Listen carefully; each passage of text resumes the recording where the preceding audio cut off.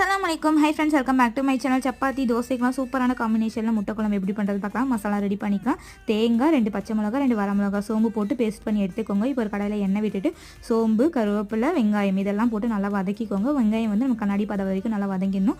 இது கூட இஞ்சி பூண்டு பேஸ்ட் ஆட் பண்ணிட்டு பச்சை வாசம் போகிற வரைக்கும் நல்லா வதக்கி விட்டுக்கோங்க. இது கூட வந்து ஒரு தக்காளி வந்து நான் கட் பண்ணி ஆட் பண்ணிக்கிறேன். உப்பு ஆட் பண்ணிவிட்டு நல்லா வதக்கி விட்டுக்கோங்க. தண்ணி ஆட் பண்ணிட்டு தக்காளி நல்லா வேகிற அளவுக்கு ஆட் பண்ணிக்கோங்க. இப்போ வந்து மஞ்சத்தூள், மிளகாய்த்தூள், தனி மிளகாய்த்தூள், கரம் மசாலா இதெல்லாம் போட்டு நல்லா வந்து பச்சை வாசம் போகிற வரைக்கும் வதக்கி விட்டுக்கோங்க. இப்போ வந்து நம்ம அரைச்சி வச்சிருக்க பேஸ்ட் வந்து ஆட் பண்ணிக்கலாம்.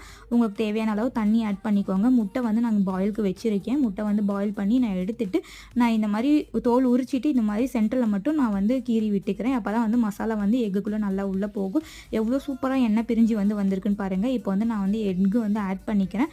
ஆட் பண்ணிட்டு மூடி வச்சு ஒரு 5 நிமிட்ஸ் குக் பண்ணி எடுத்திங்கன்னா சூப்பரான முட்டை குழம்பு ரெடி. இது கூட வந்து நான் கசூரி மெத்தி ஆட் பண்ணிக்கிறேன். கண்டிப்பாக ட்ரை பண்ணி பாருங்கள், செம்மையாக இருக்கும்.